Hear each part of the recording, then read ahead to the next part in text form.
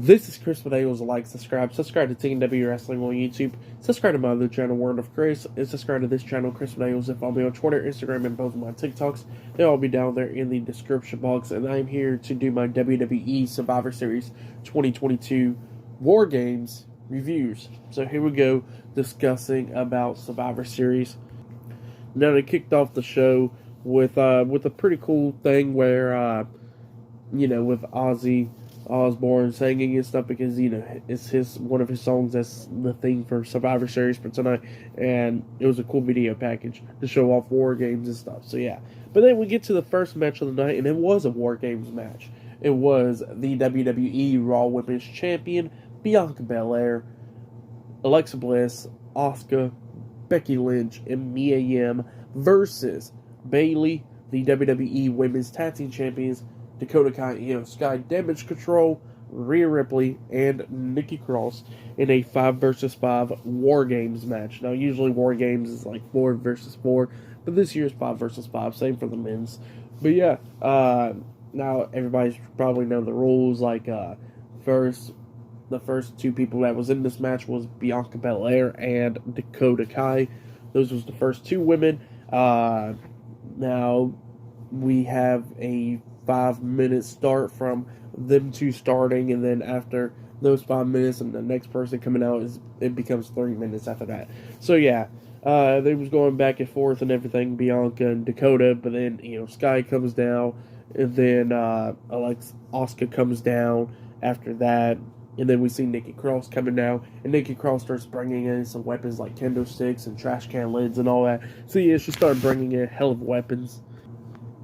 And then we see Alexa Bliss come running down, and then after that, we see Bayley make her way down, and then Mia Yim, and then Rhea Ripley, and then Becky Lynch. So yeah, Becky Lynch was like the last person that come running down there. But yeah, they had so many weapons in this match. They brought in ladders and stuff, and tables. So yeah, a lot of weapons was brought into this match. There was one cool moment where we see Nikki Cross jump off the top of the steel cage with a crossbody onto everybody at one point. There was one funny moment, actually, with Io Sky, where she does, like, the, hold herself up on the top turnbuckle and comes down with the double knees to the face. When she meant to do that, she went over the top rope and got stuck in the way. And it's a good thing that there was a steel cage right there, because obviously she would have smacked the floor on the way down. So yeah, she kind of got lucky, but I know there had been like a little embarrassment right there. At one point, we see Asuka spit the green mist into Rhea Ripley's face, and at that moment she became She-Hulk, which was pretty funny, because she was all green, literally. At one point, we see Mia Yim jumping on Rhea Ripley's back, and then Rhea Ripley drove her into the ladder, breaking the ladder, which was pretty cool. And there was one point where we see Io Sky hitting a moonsault off the top of the steel cage on everybody, which was pretty cool. I think it was on to Bianca and Becky, I think. I wanted to say that. Yeah. And, everybody was going back and forth, almost picking up the win multiple times. But then at the ending, we see Bianca and Becky, we see Bianca hitting the KOD onto Sky, laying her out, and then Becky laying out Dakota Kai. They both got laid onto the table. And then we see Becky Lynch climb up the top of the steel cage with Dakota Kai and Io Sky on the table together. And then Bayley was trying to come and fight back with Bianca, but Bianca grabs her, lifts her up for the KOD, and runs her into the steel cage with a KOD. Like, pretty much her knees hit the cage and all that stuff, and she fell down. And then we see Becky jump off the top of the steel cage with a leg drop pretty much onto Dakota Kai and Io Sky, and then Becky pins Dakota for the 1, 2, 3. So yeah, Team Bianca defeated Team Bayley tonight in the War Games match. That's what happened. Hopefully now the feud is over with all of them. So yeah, hopefully that's the plan. But yeah, Becky Lynch picked up the win. I know Dakota Kai had been hurting in this match. Like, she was taking some bad landings in this match. But yeah, great match though. Really great. Check it out if you haven't yet.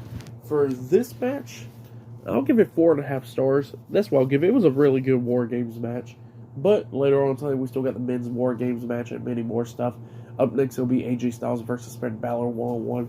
That match will be happening up next. But yeah, after that, we see the undisputed WWE Universal Champion Roman Reigns backstage, and Paul Heyman's back there, and Jey Uso comes in the locker room telling Roman that, like, hey, we shouldn't be trusting Sami Zayn because I spotted him talking to Kevin Owens last night on SmackDown.